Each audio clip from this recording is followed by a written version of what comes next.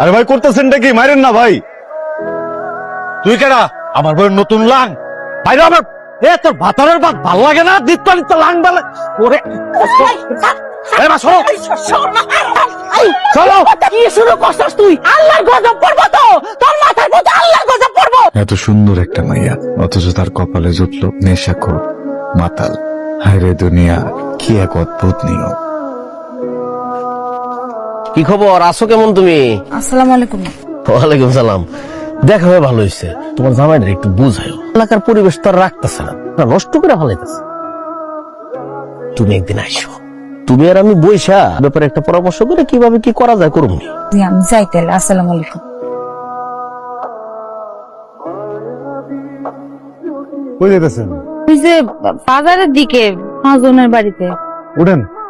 আপনার খ্যাপ নাই?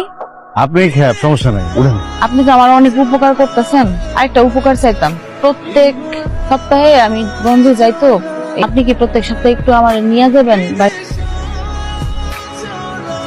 রজনী বসে আছিলাম, বইটা এটা আপনার কাছে ছিল? কিছু মনে না করলে একটা কথা জিজ্ঞাসা। আমার স্বামী কিশোর এই বিধবা খুব আনন্দ করে। বিয়ে করছিলেন আগে? বিয়া না হয়েও বিধবা ডাক্তার শুনতে হয় আমার। কপালের দোষ, আসলে করার কিছু নেই। আমার এক জায়গায় বিয়া ঠিক হয়েছিল, মানুষটা বিদেশ থাকতো। হ্যাঁ, আব্বা আমারে দেখা খুব পছন্দ করছে। মানুষটার সাথে আমার একদিন মোবাইলে কথা হয়েছিল অল্প সময়ের জন্য। তার সম্পর্কে কিছুই জানি না, চেহারা ছবিও দেখিনি। ভাগ্য খারাপ আসলে আমার। বিয়ার ঠিক এক সপ্তাহ আগে মানুষটার আব্বা মারা গেছে। হ্যাঁ, আব্বার মৃত্যু সংবাদ শুনে আসছিল, আবার চলে গেছে। ওই দিক থেকে তারপর আর কোনো খোঁজ খবর পাই নাই। তিনটা বছর অপেক্ষা করছি মানুষটার জন্য। মানুষটা হারাইলো না, অনেক বড় ক্ষতি করে দিয়ে গেছে আমার। অনেক কথা কয়ে ফেলেছি। হ্যাঁ, যদি কখনো আহে সামনে ঘরে ক্ষমা করবেন না।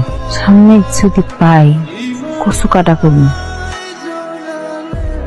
সত্যি কি সালেহাই আমার নিহারিকা, যার জন্য আমি তিলে তিলে মনের বাগানে স্বপ্ন বুনছি, যার জন্য এতদিন অপেক্ষা করছিলা। আমি সেই হতভাগা যে কিনা বিদেশে 5 বছর জেল খাইটা ফিরে এসে শুনে তার স্বপ্নের মানুষের বিয়ে হয়ে গেছে। অনেক দেরি হয়ে গেছে। এখন আমি তারে কিছু বললে সে আমারে ভুল বুঝবে। বাড়িতে কেউ আছেন? দরজাটা খুলুন।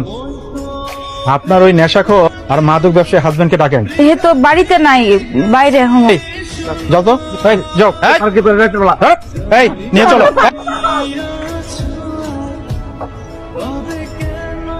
কোর্ট কাছারি করতে অনেক টাকা লাগে। জীবন দেওয়া হইলেও তোমার পাশে আমারে থাকতে হইব নিহারিক। যার জন্য আজ অনন্ত অনলে জ্বলতাছ সে তো আমি। খবরটা শুনে আমারও খুব খারাপ লাগছে। এলাকার ছেলে পেলে ভালো না থাকলে আসলে কষ্ট হয়।